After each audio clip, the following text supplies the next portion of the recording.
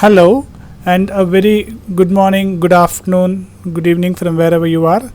I'm Karthik Rao, and I'm extremely happy to be sharing this video with all of you. So, let us continue with the discussion about the handwriting made easy. I had asked you last week to send a few sample videos so that I can give you my comment, which is very specific to the child's handwriting. And at the outset, I would like to thank you for sharing your videos, because it's not just for your own child, but you'll also be helping many other parents who will be watching these videos, so that they can also learn from the discussion that we are having about handwriting. So let us look at all these handwritings one by one, and let's see what are the pluses and minuses and what we can do about it. So let me play the video for you first. You can see that the child is copying from is tracing using a marker. Okay, let me play this again, and let's focus on the first 2 or 3 strokes. In this stroke, you find that the first 2 or 3 strokes is using the wrist as a single unit and moving it completely, whereas on the 4th and 5th stroke he starts using the wrist more. Okay, the wrist is bending more.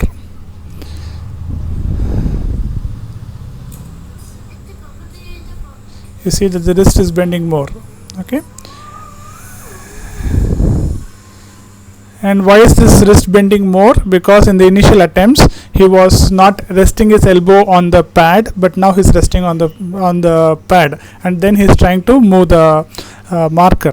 So as you could see, what the child is able to do now? The child is able to show good eye-hand coordination. He is able to understand the demands of the task, and then you can see that he's using his left hand for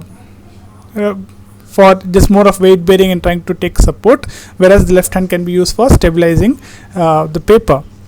And you have to use table and chair, so that he has to rest his elbows and make sure that the entire plane is parallel to the writing surface, and then it becomes easy for him to trace it. Now the movement that we are looking at in this tracing example is, we want movement at the level of fingers, okay, the intrinsic muscles, but what we are getting here is the movement at the wrist or at the shoulder level.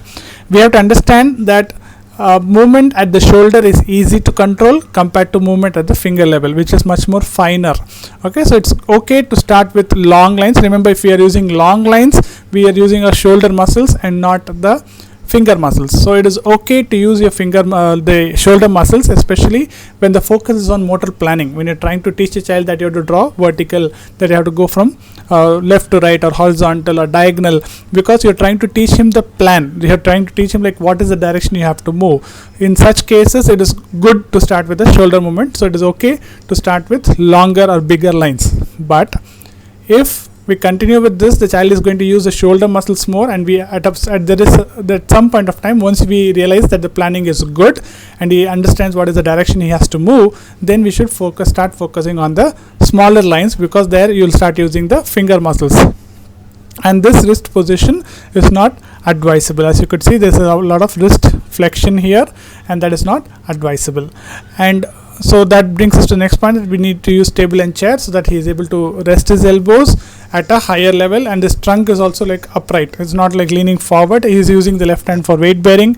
Again, that is a sign that he is too much of bending forward. And avoid using markers, because it will interfere with applying pressure while using pencils. So avoid markers in sketch pens, because later on when you try to use pencil, the child will not be able to apply the necessary amount of pressure, and that we are creating a new problem just because you're using markers. I understand that you're using markers because it is easy and it will give them a better feedback, but again this is going to be counterproductive. And the movement here is happening at the shoulder level for the first 3 lines, and later at the wrist. That's what we saw. And what is important is, we should not encourage wrist movement. Shoulder movement is fine, and then it has to be finger movement, no wrist movement.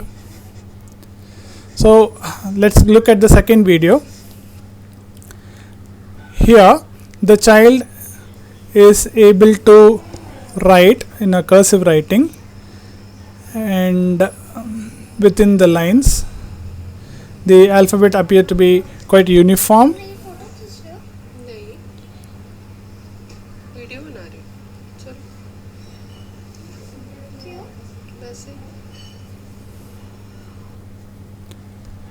So they're able to write well within the lines, and so it's a good flow of writing as well, and good letter formation, and able to control with the pencil. So you can see these are the plus points the child is able to do. And the disadvantage that I can see here is that the web space is reduced. Web space between the thumb and the index finger. When you're holding a pencil, it should be like this, but it's almost like here. Okay, the web space is reduced, and when the web space is reduced, you start using your wrist muscles also. They also come into play. If the web space is good, you start using only your finger muscles. Now the child is using both wrist muscles as well as finger muscles.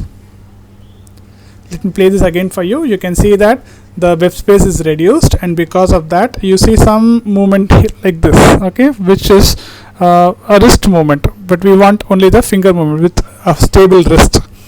Okay, so and then so what will happen is when the child starts using the wrist muscle, the child will start complaining of pain, because the wrist muscles are not meant for writing, they are meant for doing heavy work. And when you use that for long time of for writing for a very long time, the child will then start complaining of pain. And what you also see here is the child rests the pencil after every alphabet. There is a stopover. Okay, even if it is a cursive writing, the child is not continuously moving, and that makes me feel that the child is probably applying too much pressure on the right side. Okay, remember, if I have to use my right hand freely, my body weight should be shifted towards my left. Okay, only then I can move my right hand freely. Okay, so when I write in cursive, I should be able to write in a very fluent manner. But what you see here is that the child writes an alphabet and then stops, then continues and then stops, then continues and then stops. Okay, so that stoppage is a sign that the child is putting too much weight on the right side, whereas and not enough weight shifting. So what can we do about it? We can probably relook at the seating and see if I can have a small pillow, let's say 1 inch increased in a pillow or a rolled towel under the right butt. Okay, so that the weight is shifted towards the left, and let's see that if it makes a difference on the child's flow of writing. Okay, so let's look at the next video. So in this video we are seeing a child able to write. I'm not very sure if it's copying, but looks like he's able to write on his own.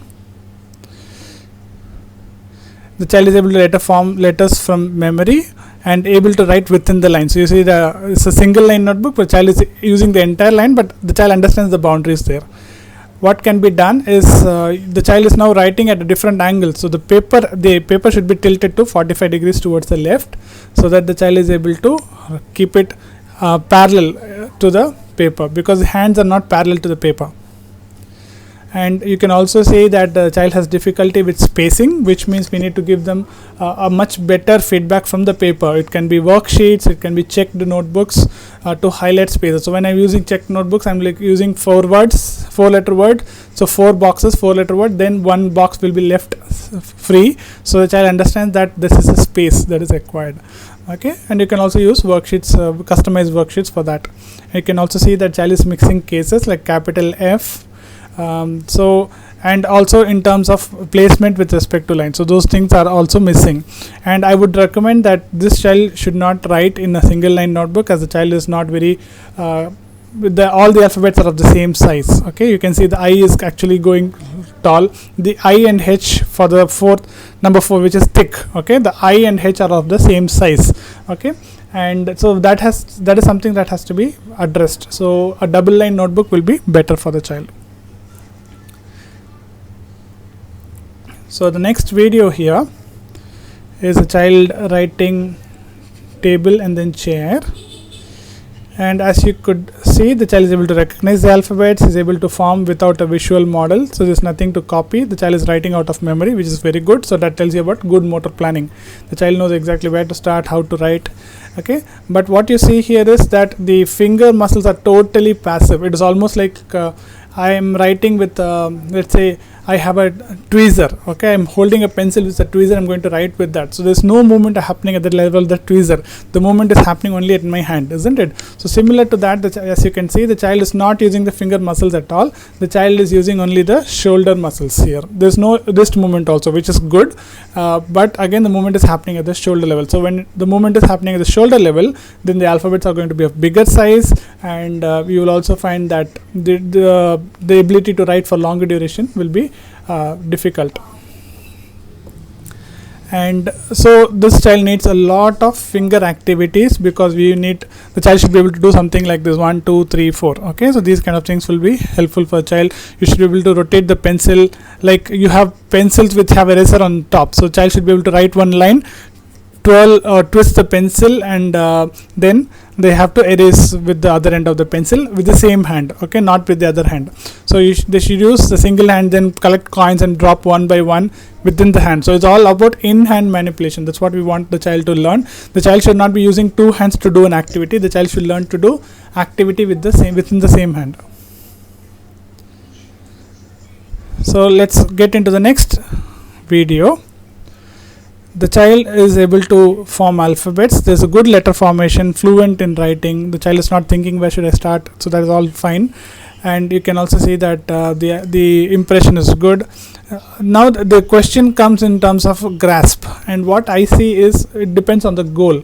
And because the child has got some level of fluency with this, I would not recommend a change in grasp. So, but what is the disadvantage of this grasp is it will not allow you to write faster. Okay, and probably you're also writing bigger. So it depends on what the goal is. If the goal is functional writing, child should be able to write 4 numbers, addresses, and all of that. And if I'm going to stick only with capitals, then this is fine. But if we have to focus on lowercase alphabets and then look at from an exam point of view, then we have to address the grasp as well. And in such cases, we'll have to use something like a chalk or a crayon, which is 1.5 inches long. Okay, what you see is when something is so long, then the hold is very different. Okay, but when something is very short, I have to hold it exactly the way it is. I can hold it only in one particular way, not in using different muscles here. Okay, so use a chalk or a crayon. You have to break the crayon and give it to the child. Let us look at the next video. So in this video, the child is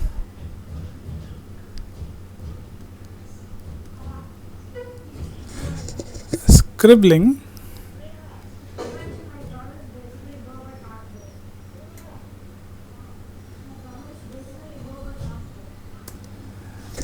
in this video. We are seeing the child is actually coloring within a boundary.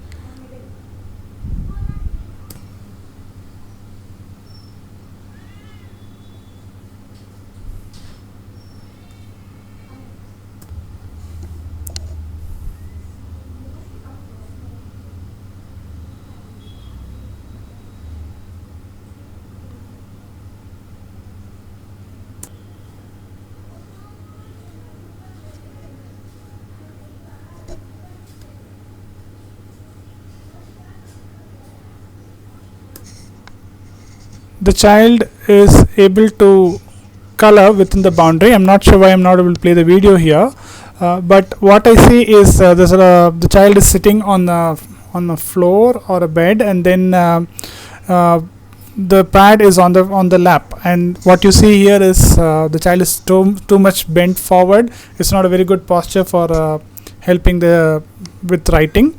The child shows a very good perseverance. Okay, the child is totally focused on the activity, and it's taking time, but I see the attention span is good, and the child is able to do it. And I would recommend that you use a table and chair for doing these kind of activities. There's a lot of wrist flexion because the object is on the lap, and the square is actually too big for the child to color. And I would suggest that since the child is showing good perseverance and is able to color within the boundary, even though if the boundary is big, I would recommend that we can stop with coloring and proceed to the next level, which could be tracing. Okay, or it could be coloring within confined space, but I would not actually recommend coloring for this particular child, because the child is showing good perseverance and we can just move on to the next level, which is much more meaningful for the child.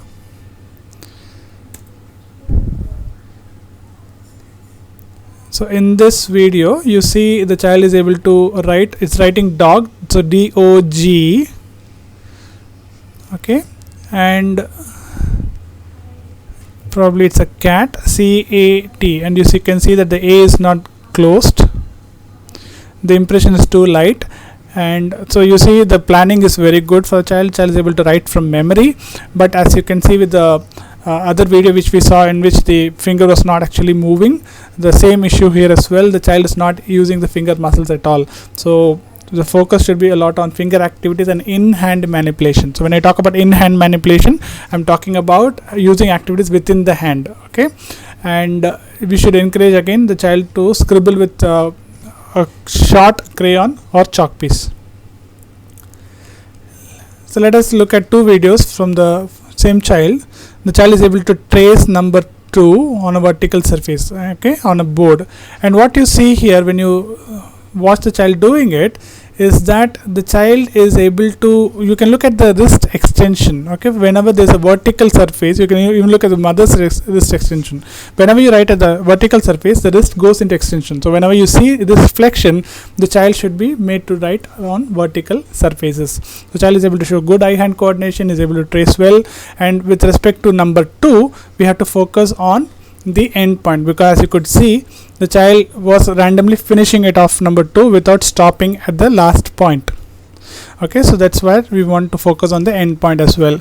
And with the next video, which is about matching, so child is able to match it well, and is able to do, which is matching is much more functional and much more like child friendly if you're telling them what to do. And I would always recommend that we try and make things which are something which is directly related to what they're doing it in day-to-day life, okay. So it's always good to make them see the application of this, okay. If for example, if I would mean, like, if I'm matching it, I'm taking 2 spoons and showing him that, and I'm going to place him exactly the same way I'm going to show it on the board. I'm going to do it live, okay, on the floor, and show him that this is how I'm keeping it. And then I can use sticks, or I can even use broomsticks, okay, small sticks from the coconut broom, and then you will find that I'm able to place sticks exactly like matching, and then I do this on the board. So that would be much more meaningful for the child. So let us look at the next video. Here you can see that the child is actually scribbling on a random, it's very random. Again, it's on the floor. The child is showing good attention, good eye-hand coordination. Good eye-hand coordination terms, like, I'm not talking about control, I'm talking about the ability to focus on what the child is doing. And we see about a lot of wrist flexion. Again, as you could see, the crayon is too long for the child, and the child is using wrist flexion and the shoulder muscles and wrist muscles to draw the lines, okay. And then they lost control over the crayon. And as I can see, the child also has a motor difficulty, is not able to control. So this child is not ready for this particular activity, and we need to focus a lot on the finger muscles and wrist muscles as well. And one thing we have to understand is, only when the elbow is stable, the forearm can move. When the forearm is stable, the wrist can move. When the wrist is stable, the fingers can move, okay. So we need to stabilize the proximal part, the part which is closer to the trunk. We have to stabilize that part to enable the child to use the distal parts free, okay. So this child needs a lot more trunk support, lot more table and chair, a higher level support, and that will help the child to do a better job with writing. Again, the crayon is too big, we need a smaller one. And for this particular child, we can go for a guided scribbling. So what do I mean by guided scribbling is, we talk about scribbling and then we talk about coloring within boundary, okay. So somewhere between scribbling and coloring within boundary is scribbling within boundary, okay. So I would like to have a circle or a square and ask the child to scribble, not color. I don't want the child to be shading it fully, okay. It's just scribbling but within boundary. So that will help this particular child. And I think this is the last video. So you can see the child has a very good attention span, good eye-hand coordination. He's able to write capitals, and as you can see, it's a single line notebook, but he's using it like a double line notebook. He's using the entire span of it. So we can encourage the child to write on alternate lines, and I'm not sure about the lowercase right now based on this video. So we can start lowercase writing, and once you get into lowercase, we have to go for a double line notebook.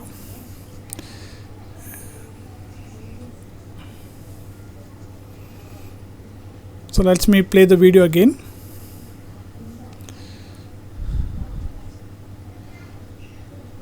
Again, you can see a little of wrist movement as well. The movement is happening from the wrist, even though the fingers are active. So that you can see the thumb actually moving. That's nice, but the index finger is not moving much. And the movement for the index finger part, from the forward towards your body, is happening at the wrist. Okay, so that is something that we need to address as well.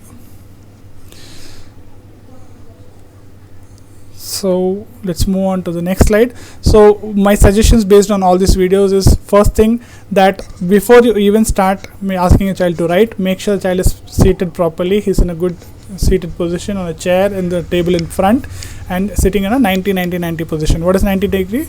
90 degree child is sitting upright, so there's a 90 degree bend of hip, 90 degree of knee, and 90 degree of ankle. Okay, so this 90-90-90 position. The paper should be positioned 45 degrees to the left if the child is right handed. It should be tilted towards right if the child is left handed, and the pencil should be held 2 to 3 centimeters from the tip. Okay, and always stabilize the paper with the non-dominant hand, and use appropriate paper. We saw some pictures in which the child was using both the lines in a single line notebook. Okay, or so what we need to do is we have to choose the right kind of paper for the child to write. Especially if it is a lowercase alphabet that you want the child to practice, then I would strongly recommend go for a double line notebook. If it is only capitals, then single line is fine. Or if you have to focus on spacing, then use check notebook, or we have to create worksheets. So we need to use the appropriate paper in the initial stages to make sure the child understands the concept. And I'm looking at these as the stages. Okay, again, this is purely based on my experience, and there's no reference for that. So I would always say that do not go to the next level unless the child has mastered the previous level. Okay, the child should be able to do scribbling, and then the child should be able to do coloring within boundary. Again, need not be perfect. And then they go for tracing. You already have some visual thing there. Child has to write on top of that, and then go for joining the dots. And when I'm talking about joining dots, I'm not very keen about multiple dots. I'm talking about just 2 dots starting and an end. The child has to join the dots. Okay, and then you get into letter formation, so which means always start letter formation on unruled paper, and only when the child is able to write without prompts. When you say write U, he is able to write U. Write C, he is able to write C. Okay, only when he is able to do that, you go to the next level. Okay, and always remember uppercase first, then lowercase. Once the child is able to write or form letters and write independently, then you focus on placement with respect to line. So start with unruled, and then introduce a double line or a single line or a 4-line notebook, and then go to spacing. You can use check notebooks or worksheets, and then focus on board copying, like now you copy writing words and then sentences, and then you can encourage the child to write on their own, like essay writing.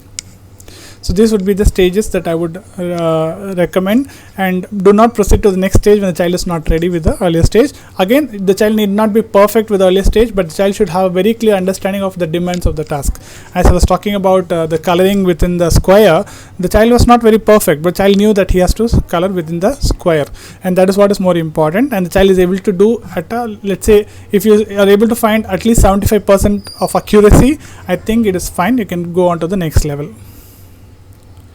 Yeah, with that, I would like to conclude my this video. Please leave your comments below this video on YouTube, so that I can understand and know how it was effective or useful for you. And thank you all for sharing the videos, and hope you find it helpful. Thanks a lot.